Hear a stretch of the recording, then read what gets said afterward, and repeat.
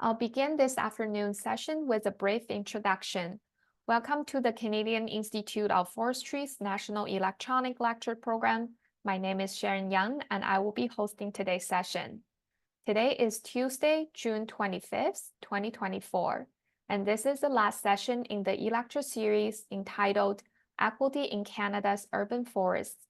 How can we engage people in urban conservation where they live? The series is brought to you by Tree Canada. The CIF-IFC is very pleased to collaborate with Adrina Bardakjian and the team at Tree Canada to host these webinars. Today's webinar is titled DEI Engagement Beyond the Basics, a Halifax case study on urban forest plant renewal.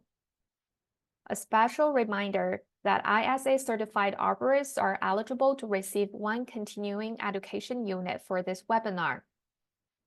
Please email electures@cififc.org with your full name and ISA-certified ID in order to obtain the ISA continuing education unit. Once we verify your attendance, we'll send your information to ISA for them to process. Today, we have Adrina Bardakjian, Director of Research and Engagement from Tree Canada. Dr. Bardakjian has worked in the field of urban forestry for 20 years in both research and practice. In her role with Tree Canada, she leads the development of multiple research collaborations and professional engagement initiatives, such as the Canadian Urban Forest Network and the Canadian Urban Forest Conference. With that, I will now pass it over to Adrina. Thank you, Sharon, and the CIF for hosting this series, and thank you everyone for joining us today. Over the past 3 weeks, we have been exploring concepts of social equity as they relate to urban forestry and community engagement. Equity in urban forestry is the theme of our upcoming Canadian Urban Forest Conference this October in Winnipeg. And so I'm pleased to introduce our 3 speakers today. Delvina Bernard is employed as the Equity, Diversity, Inclusion, and Accessibility Advisor to the President at Mount St. Vincent University in Halifax. Peyton Meters works as Engagement Manager for pipikwan, pêhtâkwan. Camille Lefrançois is an Environmental Planning Manager at Diamond Head Consulting in Vancouver. Thank you all for being here today and sharing your insights and experiences with us. Please go ahead. Thank you so much. Thank you, Adrina. So we will be getting started today. We'll try to make sure we leave plenty of time for questions at the end. So as was mentioned, our presentation today is about taking diversity, equity, and inclusion engagement beyond the basics. And we're presenting that to you in the context of our work on Halifax Urban Forest Plan Renewal. I will be beginning by allowing each of our speakers, myself included, to introduce themselves in terms of our work on this project. So my name, as was mentioned, is Camille Lefrançois. I grew up on Anishinaabe land in Gatineau, Quebec, and I descend from French ancestry. My ancestors arrived from Normandy and in France a few centuries ago and settled into what is now known as the province of Quebec. As a community member, I am a partner and daughter, as well as sister, and an auntie to 3 beautiful little boys.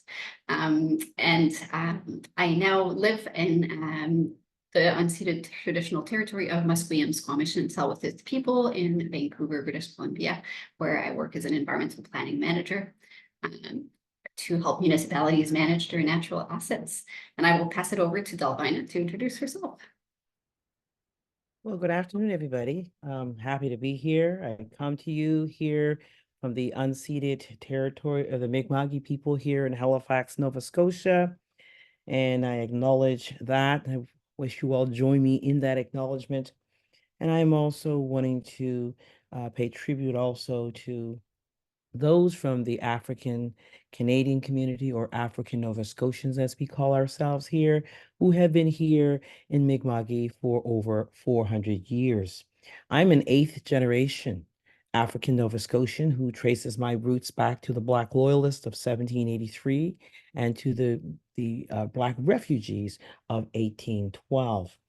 And for the last 3 decades over my career, I have been working as an educator, as an institutional change strategist in the federal, provincial, community, and municipal realms. And throughout that work, I have been primarily championing equity and diversity, inclusion, and accessibility for all marginalized individuals.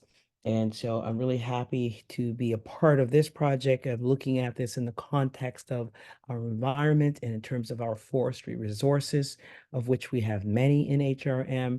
So it was quite the delight to be a part of this project. And I'm looking forward to engaging with those out there who are a part of this webinar and hopefully hearing your thoughtful questions around that. Thanks. Gwe alab jasi ni talawisi maksana maksit galakwacheyesk. My name is Peyton. I'm Mi'kmaq on my dad's side from Con River First Nation on my and Irish on his father's side. And then my mom is French, and she's a French immigrant. And she wasn't born in Canada, so I'm First Peoples and first generation. And I'm actually spending today here in Hamilton, Ontario, the land of the Mississauga of the Credit and the Haudenosaunee people under this land that's governed by Dish with Two Spoons Wampum Belt. But I actually live in Grande Prairie, Alberta in Treaty 8 territory with my lovely wife and our little dog. And I do work at pipikwan, pêhtâkwan as an engagement manager. And so I want to just tell you why we introduced ourselves that way, because a lot of you are probably wondering more what we do and why are we in this position. But we actually just started with an engagement called Placing Yourself. And so this is a protocol that we used as we were going out and doing engagement in communities. Placing yourself is about your relationality. It's where you come from, your ancestry, your roles in community. And Indigenous people, we do this practice all the time. So this is one tool that you can take with you right off the start. If you're going to be working with Indigenous communities, understanding that we are both place-based and relational is a very important factor when you're bringing yourself to your work. You're trying to transform how you do engagement. So yeah, we'll tell you a little bit about where we come from, though, our organizations. So I could start with pipikwan pêhtâkwan. We're an Indigenous public relations and engagement agency, predominantly based out of Alberta, but we actually practice all over Turtle Island, or what is known as Canada. And we're Indigenous owned and majorly staffed. And then Camille, maybe you can jump in, let everyone know about Diamond Head. Thanks, Peyton. So as I mentioned, I myself work for Diamond Head Consulting. We're based out of Vancouver, British Columbia, and we specialize in environmental consulting, and particularly my team is focused on urban forestry. We've got about 50 professionals that range a span of professions, which you can see on the slide here, from professional planners like myself to foresters, biologists, arborists, and so forth. Our team has been working with over 25 communities across Canada and internationally, developing urban forest plans and related implementation materials. So this is work that's really close and dear to us at Diamond Head. So without further ado, before we get into the details of how we went about going beyond the basics when it came to diversity, equity, and inclusion, we did want to provide a little bit of context to you about Halifax, and specifically the Halifax Regional Municipality, or HRM, as you might hear us refer to it. So Halifax is located on the east coast of Nova Scotia, which you can see on the map here. And the regional municipality is an amalgamation of a very large area, which you can see depicted on the screen here. In the core of it, you have the former city of Halifax and Dartmouth, and now incorporated into the regional government, quite a bit of rural land. In fact, most of the regional municipality is located in rural areas, many of which don't have municipal services, that are being managed by the same government. The forest here is Wabanaki Acadian forest, which is a traditional landscape that's essentially somewhere between northern hardwood forest of New England, boreal forest of Quebec, and the Canadian North. So that's to set the stage just a little bit in terms of community context, and I'll pass it back to Peyton to give us some the Indigenous context for the region. Yeah, when we're thinking about this project from the history perspective, one of the really important things that we needed to understand is who are the Indigenous people that make up this area today and in the past, and understanding how things like the Indian Act have impacted them. So this particular area is unceded territory, as Delvina had mentioned when she introduced herself. And so that's important because Indigenous people may have different relationships with their municipal and provincial governments. And so understanding what that relationship looked like was really important in our project. And in particular, 3 specific nations, Acadia First Nation, Sipekne'katik, and Millbrook, all have urban reserve land in this area. So they may have a different perspective than some of the other engagement participants that we had engaged with. Yeah. And why don't you jump in next, Delvina? Yeah, I feel like I'm shortchanging our listeners and observers because I didn't say anything about the organization I'm with or my affiliations. So I'll just quickly say that. So you'll see when my name went up, it said Management Technologies Consulting is one of the things that I do as one of my side quests, and primarily involved in doing strategic planning work, very predominantly in the Caribbean, and some things here as well.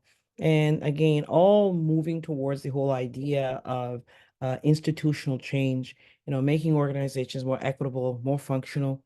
And that's a very important part. But I do want to just put in a little plug since I get to be away from Mount St. Vincent University today to participate here to say I'm proud to be both an alumni and an employee there. And it celebrated its 150th birthday last year.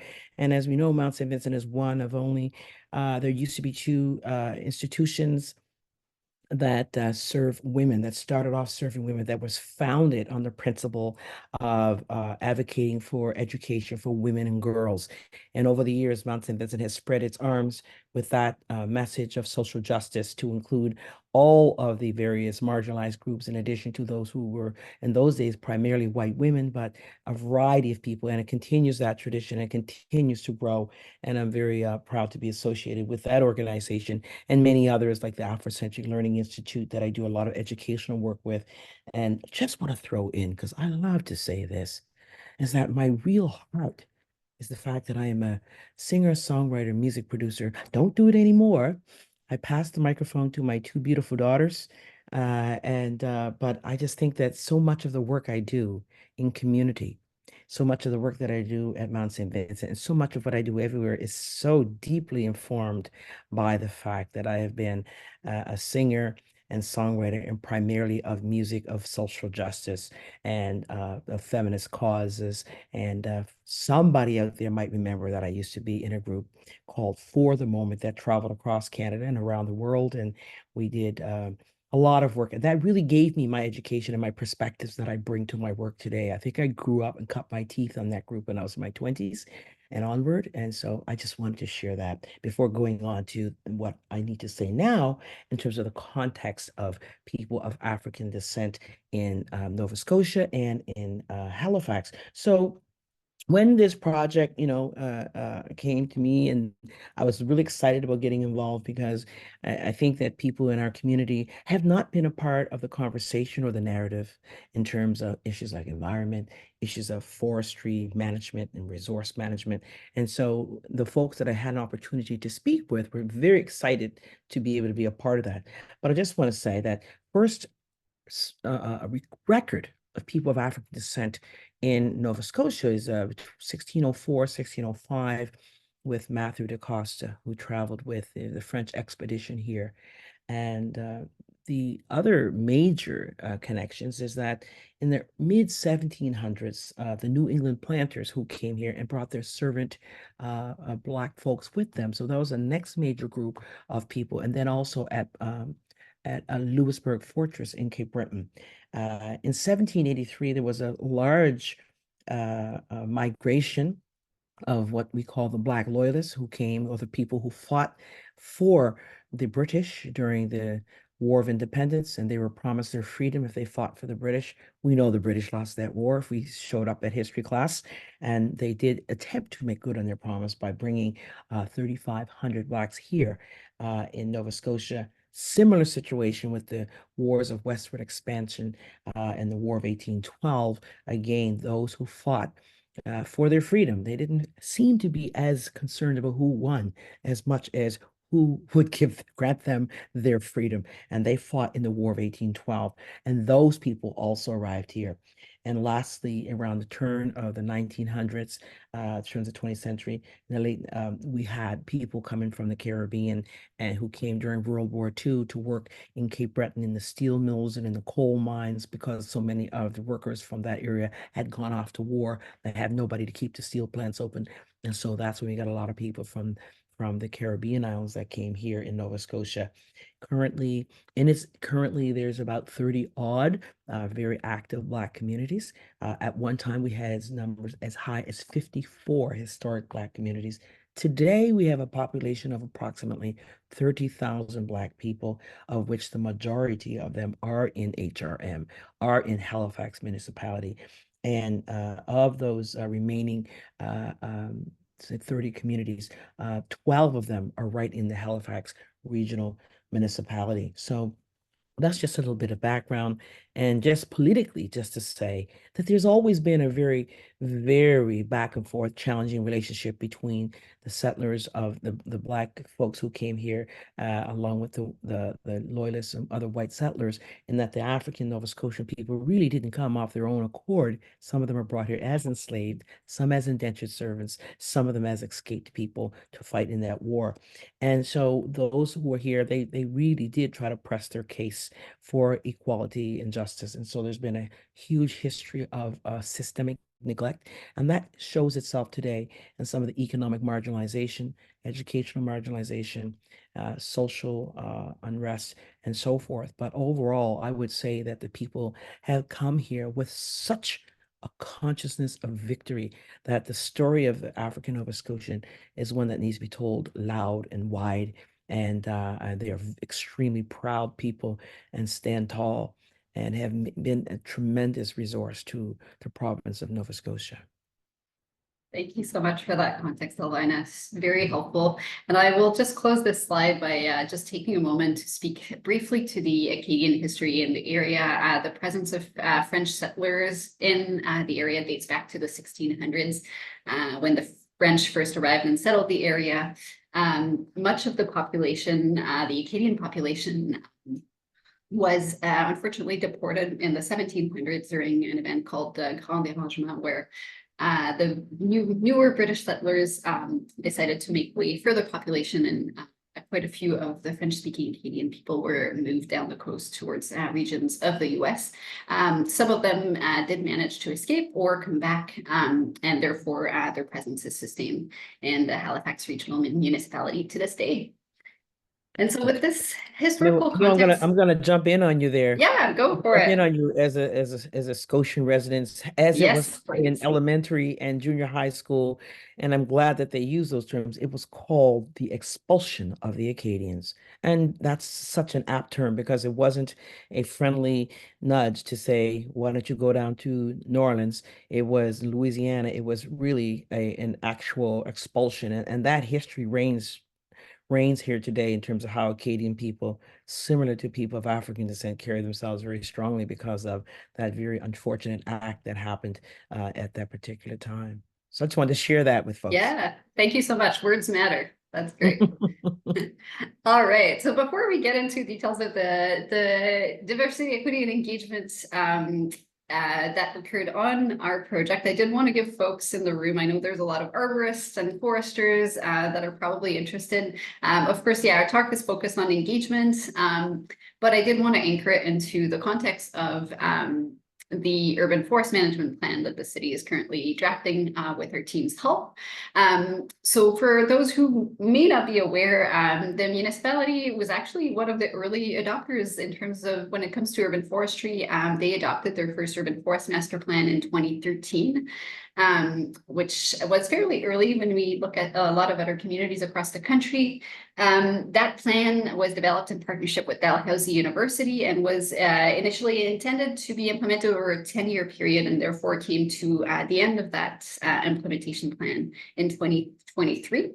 And so at that time, the municipality decided to seek out some help to essentially update that plan, make it more current, ensure that it's still addressing challenges and opportunities that are found in the urban forest, and then also wanting to make sure that it was aligned with current community values, which are a big part of what we're talking about today.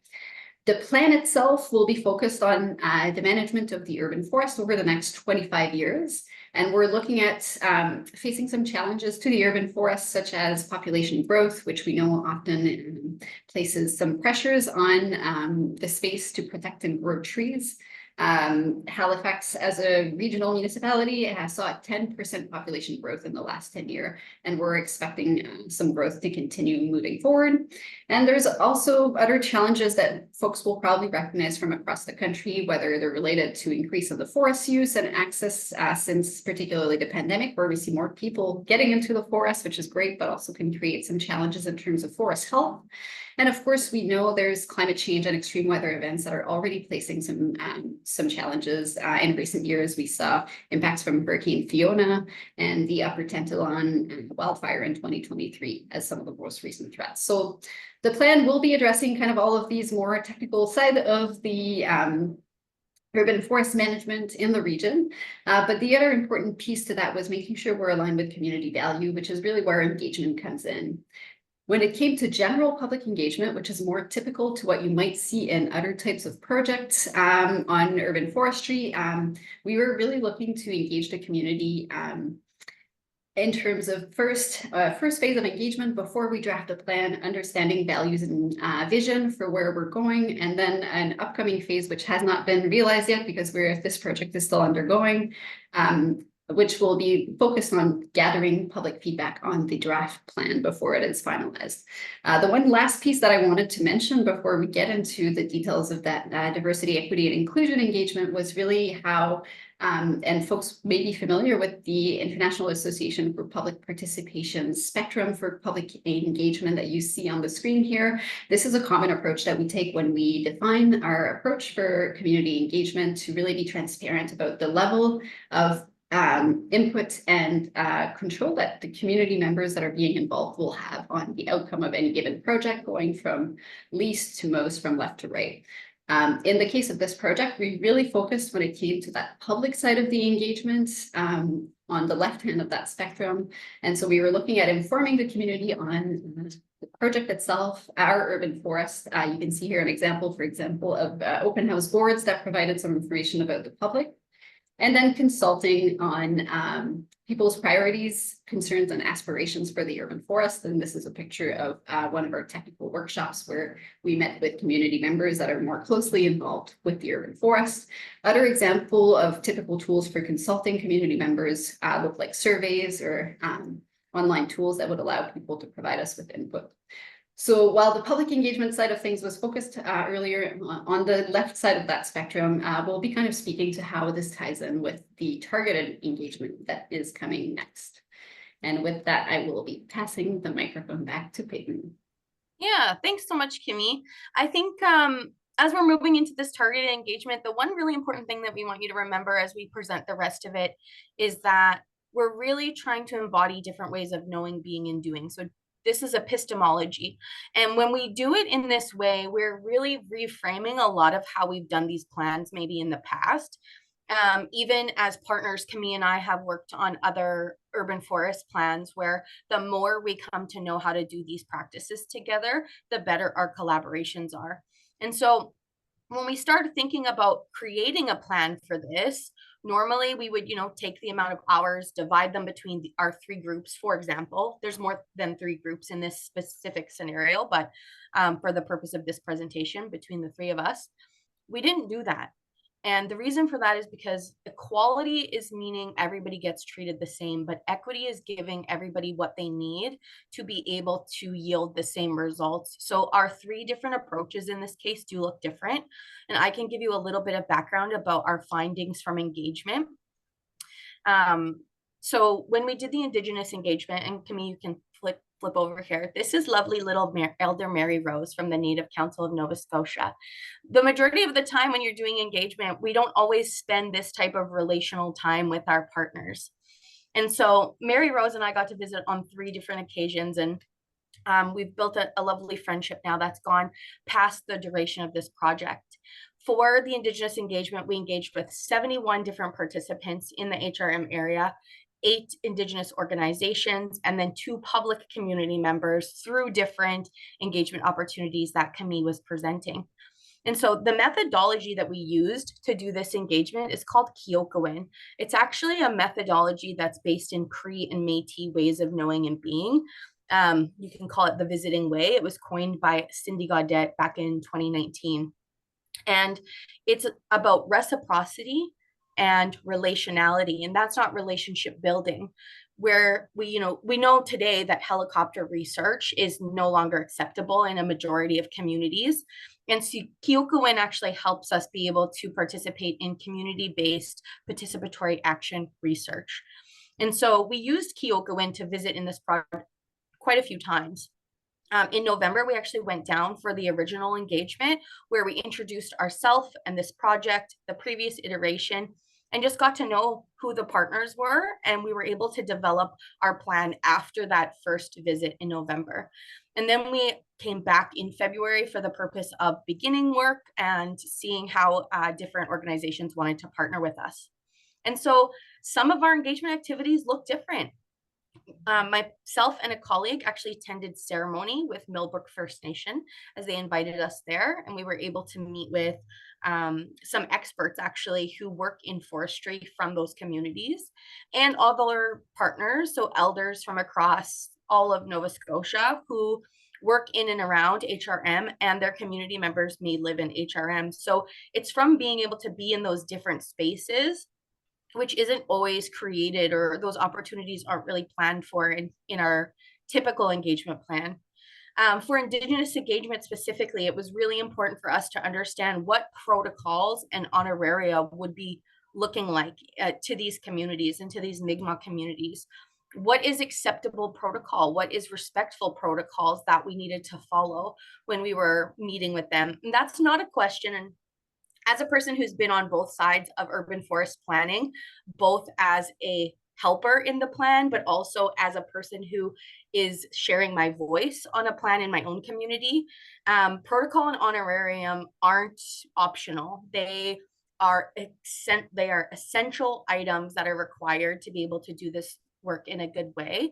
And so if you aren't familiar with how to incorporate protocol and honorarium into your practice, that's probably something that you need to be exploring a little bit further. And then when we think about relationality, like I said, this is my relationship with Mary Rose goes far beyond the duration of this project. And so how are you building those relationships outside of just this time-bound sort of activity? And for Indigenous people, we always make sure that we're using OCAP. So if you've never taken OCAP training, this is a very important training that can help you in your practice. It's about ownership, control, access, and possession. And it's a set of First Nations principles that are used to talk about data sovereignty. So Camille and I have had to learn how to abide by OCAP together, because those same sort of principles aren't always intrinsic when you are thinking about public engagement. You know, when you think back to that diagram that Camille had just showed us around IAP2, often public engagement falls in that first area: inform, consult, but Indigenous engagement almost always falls further down the line, at least involve, but possibly collaborate. And so that's because of these values of OCAP principles and data sovereignty. So are you able to send multiple versions of your notes to community members? Do they have opportunities to revoke their voice, even if they've already participated 1 or 2 times? How are we creating a system that allows people control over the data that they share with us? And in some cases, community members, in this specific one as well, community members had shared some things with us that after we sent it back to them, they said, I actually don't want to share that more publicly, so let's revoke that. And so this a lot of the times might come through our traditional knowledge, so things that they said in the moment in a safe space, but then felt that they were worried about how that would be used, or that they didn't get the correct permissions from knowledge keepers or elders to share that. And so those are some things that we thought about when we were doing Indigenous engagement. And I'll let Dalvina speaks to her engagement with African Canadian communities. Wonderful. It's always so important to, as Peyton has said, to make room for people to embrace different ways of gathering information, creating knowledge, and allowing people to do it in a culture-specific context that suits, the individual's relationship to this place.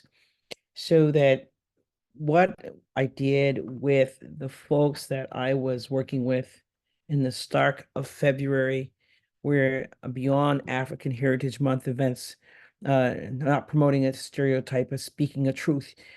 Folk don't like to come out in the cold. So our engagement process was very much a one-on-one process with individuals. But prior to getting into what transpired, I do want to say that, even in the research that I'm doing right now for my doctoral work and in other like community-based work that I do, I always employ what I call an Afrocentric research methodology. An Afrocentric research methodology means putting African values and history at the center of what one is doing. So oftentimes in the very classic Western model of research is that we still try to go forward with this notion of objectivity of subject object and not engaging yourself, so you feel that you're tainting people's answers, you're tainting the responses. And so that way of thinking, although it's being challenged so much more by different ways of knowing from the feminist ideology and queer theory, and certainly African Canadian and African theory and Afrocentric theory, indigenous and indigeneity in terms of research and so forth, that those ways of extracting information are being challenged quite strongly and rightly so. But so in the Afrocentric research methodology, it really puts the ideals and the values of African people at the center of the inquiry. So what that allows is for someone like myself, who's inside of the community as the inquirer, is that it affords me the opportunity to co-analyze with my respondent, with my participant, to co-critique with my respondent, some of the elements that we are examining and exploring in the questions that are put forward. So it allows, I guess, myself to validate, it creates a situation where we can validate the lived and learned experiences of those who are the participants. Because often when you're sitting there very, stoic and not participating because you want to have this semblance of objectivity, it really actually takes away from the ways in which people will bring forward their experiences and that they come to share on a particular topic. So I use that, and when I had my one-on-one sessions with the individuals, it was really very much a situation where we talked together in a way where there was no separation. Again, coming back to music and African music, is that in a lot of African music, there is no separation between the performer and the audience. They are one. And so that same way of thinking is brought into Afrocentric research methodology, that I am not the performer and they're the audience, or vice versa. We are one. And so that is the way in which I approached the interviews. So the way I approach the engagement is that, given the short timeline that HRM really placed Diamond Head under, which they bounced through it very, very well, is that I went with a model of really seeking out, and I did have inside information because I participate in this community, actively. So I was able to identify 20 community development experts, so to speak. So I didn't take a large sample size. I took a very specific sample size of people with very, very high level knowledge from the community that I knew could bring a lot to bear on this subject matter. So within that, as I mentioned, 20 African Canadian community development, I would call experts in their own right, or even if they're armchair experts, they certainly deserve the title. There were 9 different organizations represented, and they were from recreation organizations to educational organizations to community development organizations to spiritual organizations, to genealogy societies, and the list goes on. So it was quite diverse. And within the HRM, there are 12 historic African Nova Scotian communities. And so I drew upon 9 out of those 12 communities and a couple urban, suburban communities as well. So we really did cover off, a huge portion of those. Of that small sample, 65% of them were women, and 35% identified themselves as males. And the age distribution, it was quite interesting because I think often when we're talking about a project like this that we know is going to span over generations of lives to really, make a difference in terms of how we want to manage these forests and how we want to manage this resource and how we want to deal with climate change and so forth. But there were a lot of participants who, were not in the median age range. So we had about 10% of the people between 20 and 25, 15% between the age of 26 and 30. And we had 25% between age 31 and 40. And only 5% of the people who responded were between 41 and 50, but we had 10% between 51 and 60. And look at this, between 61 and 70-year age was 30% of those people. And then a small few, 5% between 71 and 75. I think that large group there, that 30%, oh boy, you can't hold those baby boomers back. They're always ready to come and tell you how to make things better. And so that's great. And we certainly welcome. They were, and I think too, because I was going with a model of looking at those who had expert knowledge, it did kind of skew things in the way that it did result in having an older demographic, because to acquire that level of expertise and that level of experience, required people to have been engaged in community for a long time. And so some of the people that are, unanimously agreed upon as being experts and go-to people do seem to fall in the higher age range. So that's one factor there. So that's primarily the folks that we dealt with. I also, like I said, so use of expert informants to ensure, I think, a high level of feedback was really one of the critical things.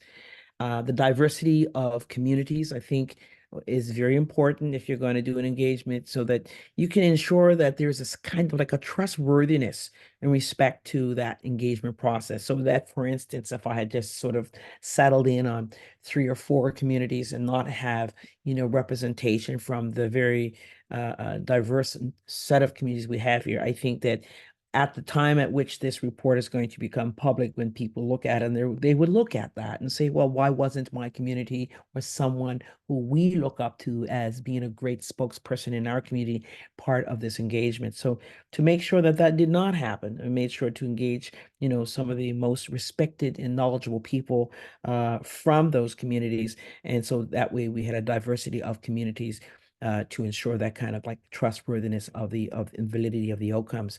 And then again, I think given an open license to discuss related issues, again, that falls back on the Afrocentric methodology as well.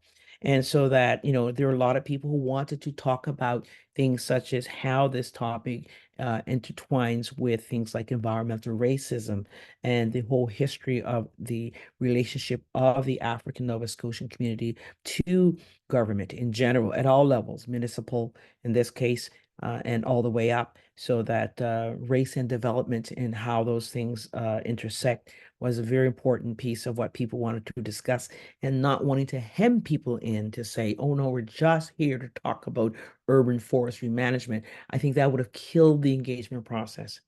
So I had to make, allowance and deliberately construct a conversational approach that would bring out the best of people's ideas by making sure that there was, as I said, an open license to discuss related issues. And that really did enhance and strengthen the quality of the engagement for sure. I And think actually, Delvina, I want you to dive into that a little bit more just in a second, because that's the really important part about advocating.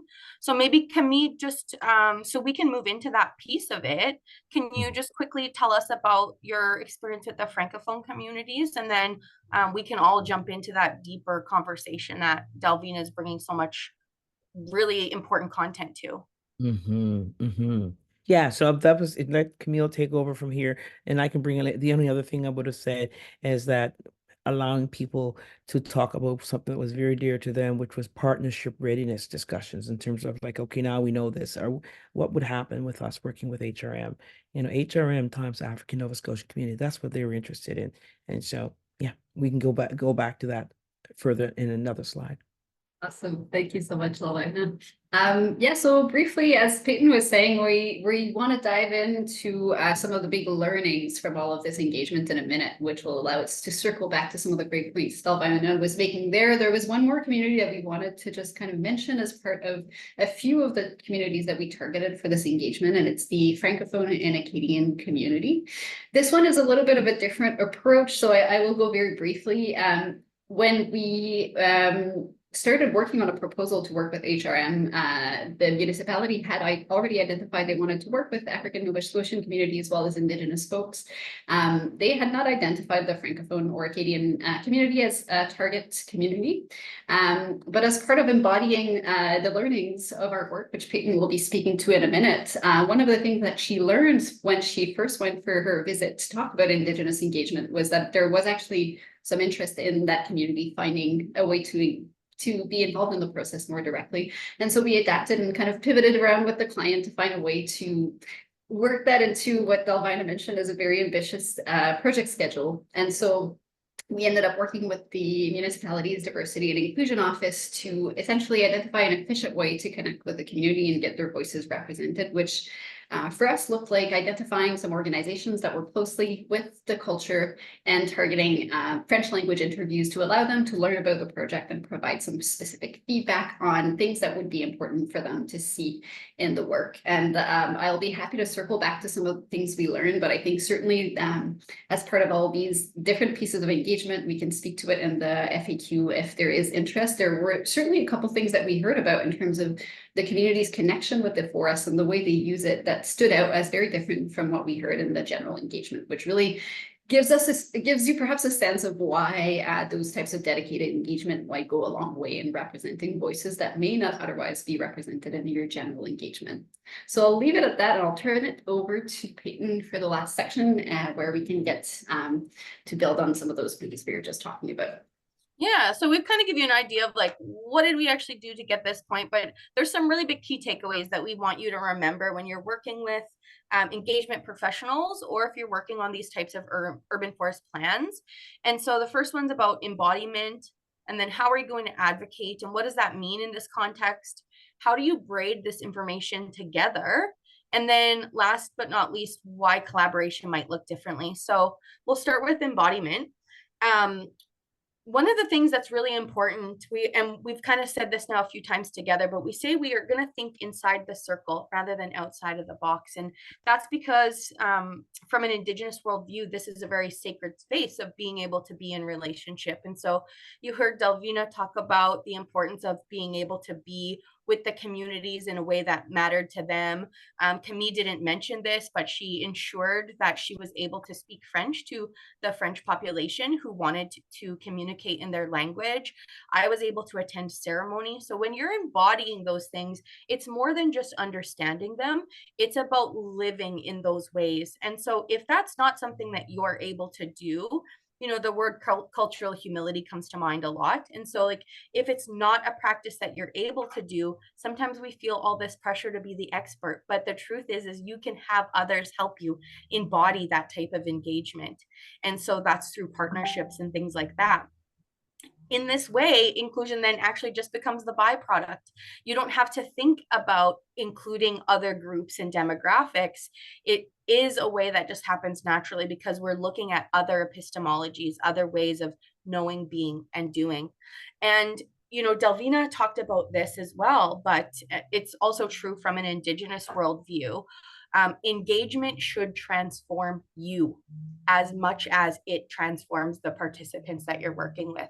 Linda Two-Eyed-Smith back in 1999, I think, quoted and talks a lot about this in her research methodologies about the importance of research not being a distant and academic exercise, but rather something that's framed by our social conditions and your own research experience.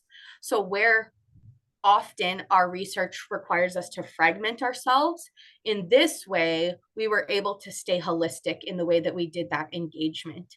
And so in ways like we showed up at the Friendship Center with Tim Hortons to introduce ourselves, we're embodying some of those different ways of knowing and being. Camille wrote all of her emails in French. Those were things that even though I made that initial connection, I was not able to do. So how are you actually embodying other cultures and other ways of knowing and being in your engagement? Maybe I'll see if Camille or Delvina has something they'd like to throw into embodiment. No, I think we're covered, and I want to make sure we leave some time for questions, but yeah. And go for it, Peyton. Yeah, and then I think that moves us into advocating too. Like, you will often have to advocate to slow the process down. And it's when we had those many voices at the table, we were able to hear from Delvina about the importance of ensuring that she was available to be in community for Black History Month. I was able to tell us that, hey, June's not going to work. We are going to have to do our engagement earlier because our communities will be celebrating solstice and things like that. And so we also have to sometimes advocate to our clients. And I think this is one that a lot of us get stuck on because we are trying to create business for ourselves. And so sometimes you're not going to be able to shut down that conversation and say, hey, we're not going to do this work for you in this way. That is a hard boundary, but you have a role in being able to support your clients with slowing the process down for a way that works for everybody. And so in this case as well, like we had some of the nations with that urban reserve land tell us that they weren't able to meet on that time frame. And so we had to work together to advocate to the client on how we were going to do that. And some of the challenges in that comes because of fiscal versus relational values. And so in a Western concept, we always have fiscal responsibility. Things need to stay on our lovely project management triangle: time, space, and resources, right? Time and budget. And so when we look at it from an Indigenous value, that relationality is the important. So it makes it very easy for me to say, well, I'm going to just sit there and have tea with this elder for 2 hours. When the client says, I have to pay you 2 hours to have tea with somebody, ultimately, they both will yield a result. One is not better than the other, but it's where do you have to put that value? Where do you have to elevate that value in order to get good results and positive results? And then it's really easy to do this when you actually support your clients with choices. So in this case, we had to let the client know, if we keep the time frame here, this is what's going to happen. If we extend it this much, this is the cost it's going to have for you, and this is the impact. And so measuring both of those things will help your clients advocate for themselves in cases where they may be limiting their engagement opportunities and their relationality long term. So yeah. Peyton, there is one thing I just wanted to mention, not that we haven't said it already, but I don't know why I feel I need to say it again, is that, you know, engagement as a strategy for anything, it does not exist in a vacuum, that it has, you know, a context. And in this particular case, when you're dealing with, you know, historically marginalized or underrepresented or underserved communities, it's so very important to look at the history of those communities and be prepared to accept their socio-political analysis of their relationship to, in this case, HRM or whomever might be doing this engagement, because being cognizant of that, acknowledging that, embracing that is so important to understanding how these communities will engage with the particular partner on forestry management. So like when it comes to the African Nova Scotian community, that, you know, that history, that checkered history of their relationship to government has a significant impact on how they see their relationship and their role and their involvement in forestry management, in terms of how they will show up at that table. So that socio-political analysis and that history has to be known and understood and put in the forefront of any kind of programming and planning that HRM or whatever organization, for those of you listening, are working with, in terms of how they want to approach any kind of engagement. And like you said earlier, Delvina, that really talks about that trust that's needed in those engagements, and not, and when I think about advocating too, it's about how do you advocate to your client about all of those other things you may hear because of those social political environments that you may not end up being aware of until you're already into the project. And so in this case, we started out by telling HRM, we will ask questions about your urban forest plan, but we also can't limit the dialogue to that. If the Black community, if the Indigenous community come forward with other things, we still are going to elevate that to you and make sure that you know it and you can give it to whoever you need on your team. So that's another way of using advocacy, is about understanding that perspective, right? Yeah, that's great, Delvina. And that really is how we look at braiding things together. So could be very easy for the three partners, Delvina, myself, and Diamond Head, to walk off in three different directions and bring everything back, give it to Diamond Head and say, here, build a plan. But we continue to have these conversations about what our findings meant, what our experience was, because DEI that compartmentalizes this type of engagement without harmonizing it together is still a lost DEI. It's not going beyond the basics. It's actually going back to the very beginning of even understanding that people have different identities. And so we use this to braid these things together. And that's reflected in the way that we do the planning work. So where you may normally see an appendix, here's what we heard from Indigenous people, here's what we heard from African Nova Scotians and African Canadians, and here's what we heard from people with disabilities, the Acadian community, the new immigrant community. That fragmentation is helpful in that what each group is saying, but it doesn't bring it all together. And people then may lose their voice when you end up seeing the final product. So we focused on the process rather than the product, and now the product looks better. And so we actually asked directly to participants, how would you know that you were involved in this in 6, 8, 10 months from now when you open this plan? How will you see yourself? And that's not a question that we always ask in this type of engagement planning. We like to get the content, but we don't like to know how people might actually physically need to see themselves in that. And so we learned from all of our communities what that reminder would look like and being able to identify themselves.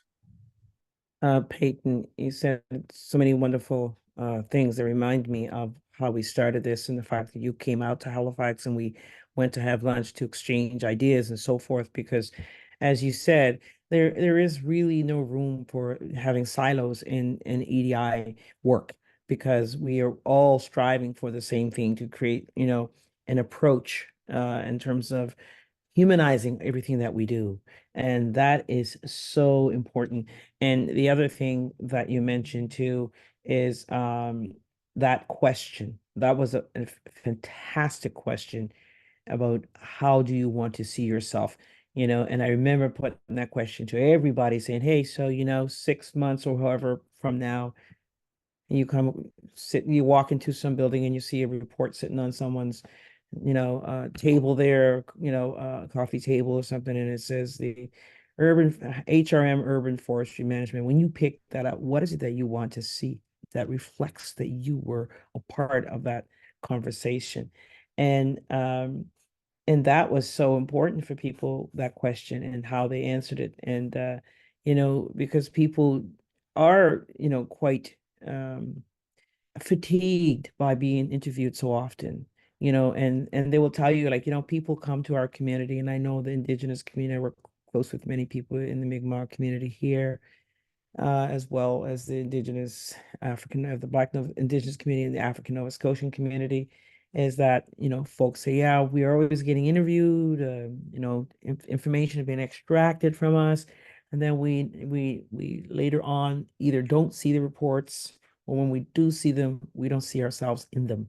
And so all these, so they're kind of exhausted from that. And so if we can ask them that kind of question up front, as you, Peyton, crafted that wonderful question, if we can ask that up front and prepare, for the final report, how people will be reflected, how their contribution will be noted, how it will be visible, how will they be seen, then I think that brings us a step closer to really realizing equity and diversity and inclusion in the field that we're talking about here right now, which is forestry management and relationship development with municipalities. Well, and yeah, that's great. And so we're at time. So we'll just give you one last point, because that exactly leads into this, Delvina. It's about that collaboration. And so as forestry experts, I have learned so much about the different ways of controlling and supporting urban forests from Diamond Head, and it's about professional humility.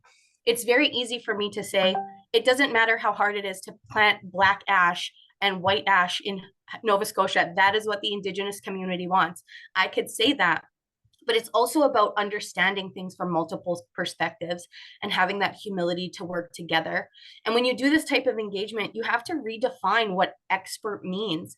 Delvina talked about the importance of engaging the right people. And so everybody has a voice at the table. If this plan is actually going to function in Halifax, then people who don't know anything about urban forestry need to be involved in it so that there's more buy-in. So the majority of the conversations that I started were not with forestry experts, were not with people. Actually, I can't tell you how many times I had to explain what an urban forest even was, because we don't conceptualize that concept of urban forest in the same way that the scope and the profession of urban forestry does. And in that way, when we're collaborating with others, not only did Delvina, Diamond Head, and pipikwan have to talk about what does good engagement look like together, but we each had to do that in every single scenario with every organization. What would good engagement look like? And so for the Native Council of Nova Scotia, there was 3 visits that I had done with them, where the Mi'kmaq Friendship Center, I already had some relationship there, and they only required me to visit once. And so those could look very different in all sort of DEI. So we hope that you were able to take a couple of really good key takeaways here about how to embody things, working better with partners. What does it mean to advocate to your client? And then really reframing collaboration and your process rather than the product, so your products all look great when you're done. Hi. Thank you, Peyton, Camille, and Delvina. That was a great presentation. Now let's move on to the questions. While we're waiting for the participants to finish typing their questions, let's take a moment to fill out the post-webinar polls. Just 1 second. So there are 2 questions in total. You may need to scroll down to see the second question.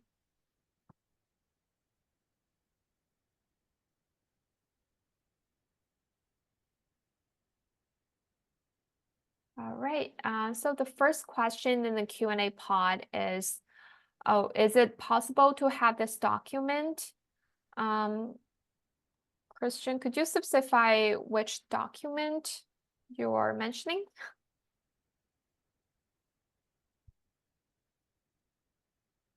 And for the next question in the Q&A pod is, can you speak to what it took to get the municipality on board with this? In my experience, municipalities are often trying to minimize their expenses with public engagement, and much of what you're describing requires more resources. Above all that, all time, but of course, time is money as far as they're concerned. That's a great question. Maybe I'll start to speak to that, and then Peyton will probably have a lot more to say. I did want to credit the regional municipality for doing a lot of that work up front. So the municipality does have a diversity and inclusion office that has various liaison to different communities that they're wanting to engage, and they have also developed a framework for how they want to do more inclusive engagement. So I think there was a lot of background work that had been done leading up to this project, and in fact, engagement with the African Nova Scotian and Indigenous communities were specific requirements in the request for proposal that we responded to when we submitted our bid.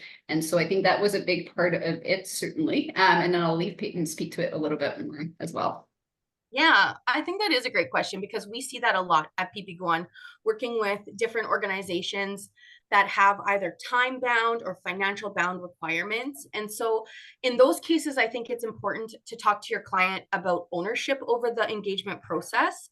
And so you can still do a lot of this work in this way without stretching those resources, as long as you're still doing it in the way that the community wants. So that might mean that you'd have lower participation. You may not be able to go and speak to 8 different Indigenous organizations, but maybe you were able to focus your time on the 3 nations that had that urban reserve land. And so when that measurement or that outcome is not limited, then your process could look differently. I think that's one requirement that I would say would be really easy to chat with your municipality or your partner, whoever that would be. I also think, and I'm going to say this out loud, but I don't know if I even should, Camille and I work together as true partners on this plan. And so sometimes being able to have that collaboration allows us to elevate that voice. And in cases where Camille can maintain that partnership with HRM, I could be a harder voice. And so by being able to sort of play off of each other on those needs, we can both meet the needs of the client and challenge the needs of the client without them feeling like both of us are attacking them or both of us are just doing what they want. So we are able to use those voices to help the client understand when they're making sort of choices that are more risky. And we often will kind of share with them what those risks could be if they didn't make the space or time to do things in a different way. So where the choices, like I kind of said, when you're advocating, that's where those choices really come in. So I could have just said, hey, we have to do it this way or not. But I said, we need to do it this way. If you don't, this is what's going to happen. Or we can do this way. But if I just give them 2 choices, it's easier for them not to say, well, we can't do anything. I'm giving them a choice, and then they have an option to respond. And so ultimately, it is in the hands of your clients. But I think that's where partnerships and collaborations can really benefit you. Good cop, bad cop, you know? Thank you, Peyton. Moving on to the next question in the Q&A pod. Thank you for this presentation and sharing all this knowledge. Peyton, can you please repeat the question you asked about how people want to be reflected in the plan? It was so good. Yeah, thanks. So it was actually just an engagement question at the end of our sessions together when I was visiting with people. I said, you know, like we're talking a lot here. When I come back to you in 6 to 8 months from now with a draft of this plan, what do you need to see to know that Indigenous people were included in this process? What do you need to see physically in this plan to know that you're involved and your voice is here? And so we were able to get a variety of answers from that. And both partners, Camille and Delvina, had used that question. And so we heard things like language, elevating the Indigenous languages within that plan. We heard traditional knowledge of plants and animals, along with Western ideas. that concept is actually called edawaptamunk. And so you probably know it in your engagement processes as two-eyed seeing. And it actually comes from the Mi'kmaq in Nova Scotia. It comes from Elder Albert Marshall of Eskasoni First Nation. Edawaptamunk, bringing together the Western and Indigenous worldview. But it's kind of bigger than that, because it's about bringing in multiple perspectives. Without trying to change any of those perspectives, we're able to see all of them and shift ourselves into those perspectives and understandings so that we have a greater outcome. So yeah, ask that question directly. What do you need to see yourself in this plan when we're done with it? But also you can ask that question at the start too. What do you need to see from me as your engagement person to know that I'm going to carry our relationship in a good way? Thank you, Peyton. Next question in the Q&A pod is, I'm Melon Morosi from Zimbabwe, a youth environmentalist and a climate change activist from Zimbabwe who work with Catholic Church and orphanages. How best can we receive support for our agroecology and agroforestry program under our program called Our Tree, Our Future?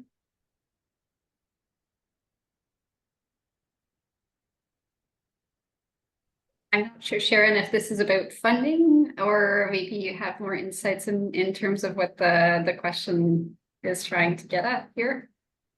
I just thought maybe you can share some of your thoughts on this comment, or provide some suggestions. That would be great. Yeah. I think my only suggestion is like, find out who your collaborators are. Camille and I only learned about each other because of a previous project that we started working on.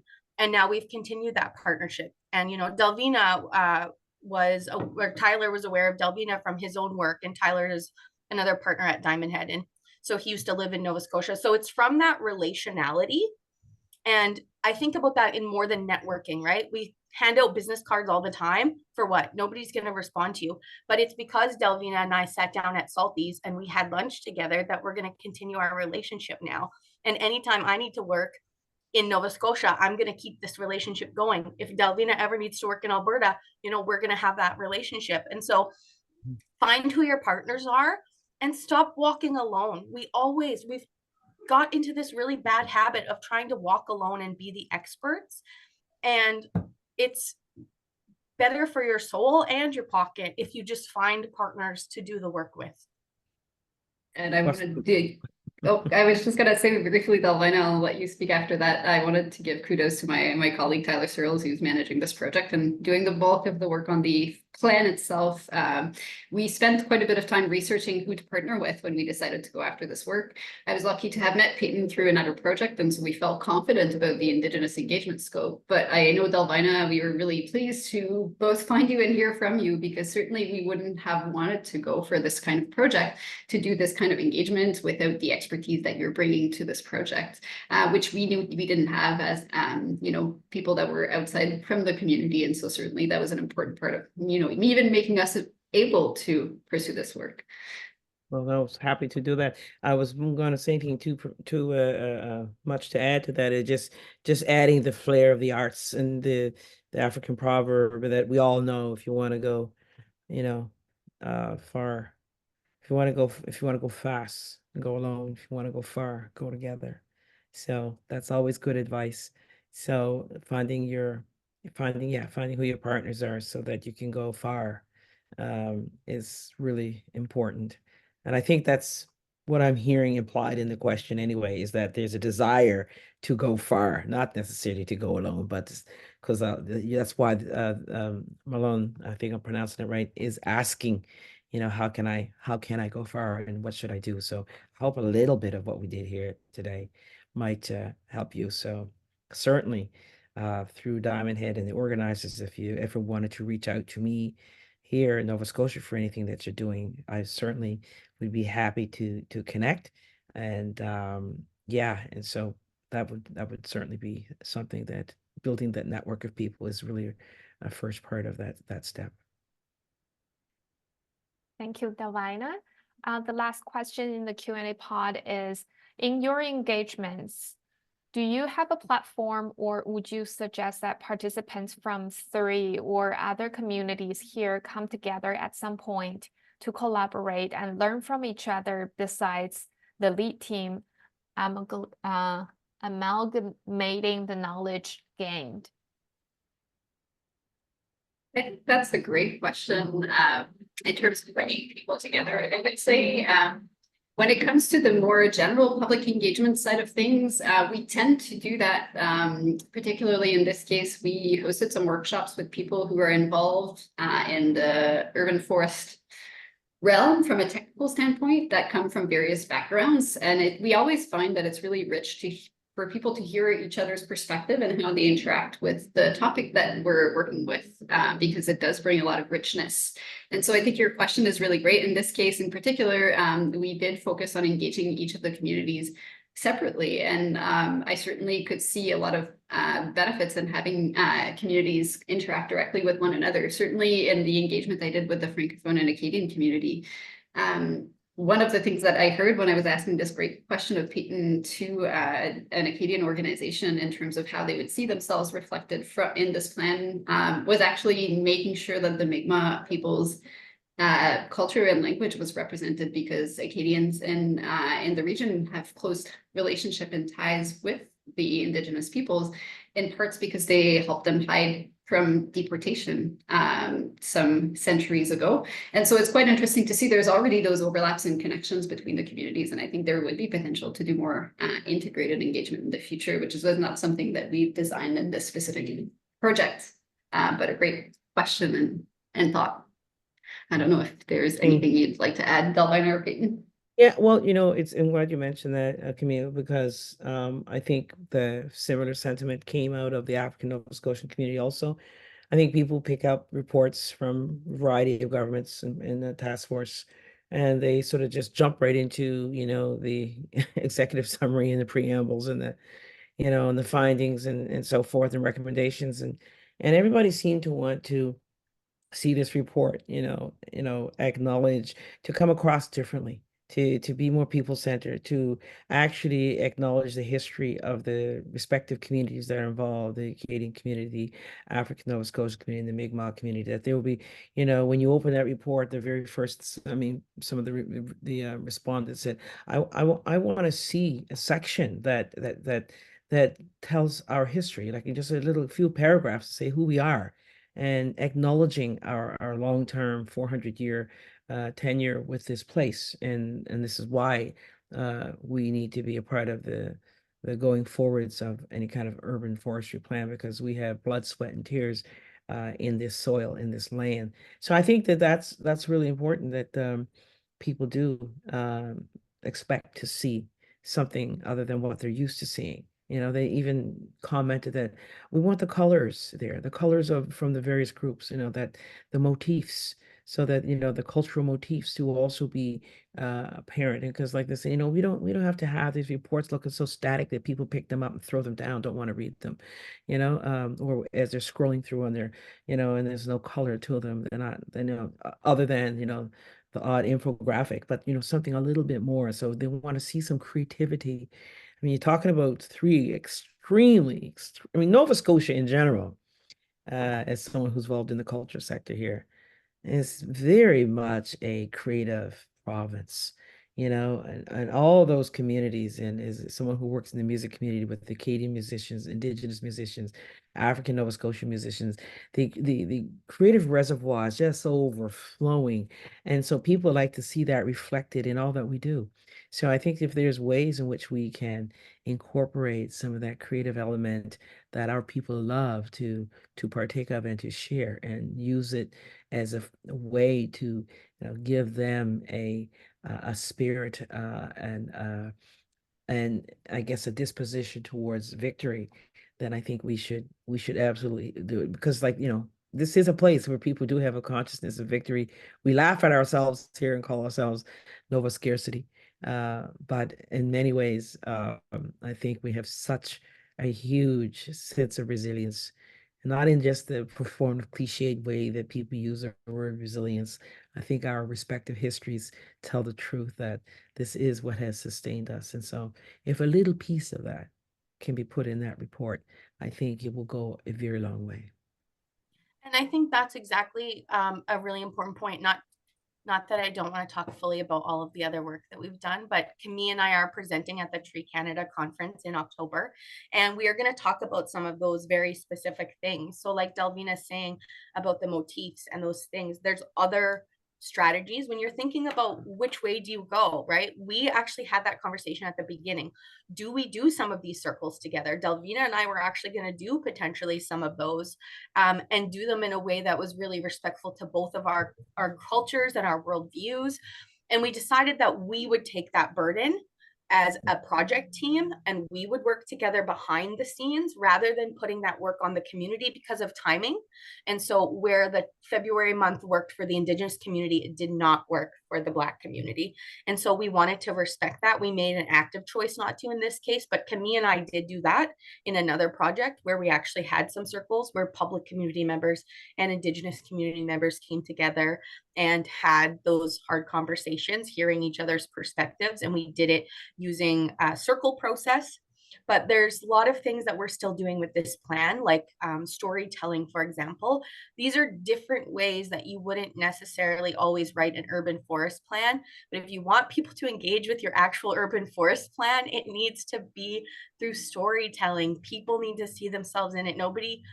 There's very few of us who love policies, and nobody wants to read a policy manual anymore. So we can't even make the staff who work there read those things. Why would we think that a general community member do? So, there's lots of stuff in public engagement and in politics about how are we reforming engagement in general. And I think it's about going back to just using some of those things like cultural motifs, the paintings, the artwork, the storytelling, the music, all of those things in a different way. That's innovative, even though it really just feels like we're going back to the beginning. But sometimes going back to the beginning is more innovative than just keep going forward. Mm-hmm. Thank you, Peyton. Last question, the Q&A pod is, thank you. The presentation was so insightful. I'm so happy with your response on my previous question. How best can I connect with you, Delvina, and the team as we want to go far with reforestation programs? And in which countries in Africa do you coordinate programs? And he left his LinkedIn username in the Q&A Yes. pod. And if you want to Yes. connect with him, I will connect. you can note it down. I will absolutely do that now.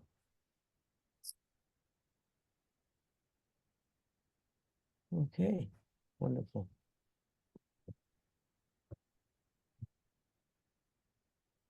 And before we wrap up, I just want to quickly remind everybody this session is being recorded, and the recording and the presentation slides will soon be posted on the CIF website. All right, if there are no more questions, I would like to bring this session to a close. Thank you all for participating in today's webinar session. And once again, thank you very much to Camille, Peyton, and Delvina for the great presentation. Bye, everyone. It was nice Bye, to meet you. everyone. Bye, folks.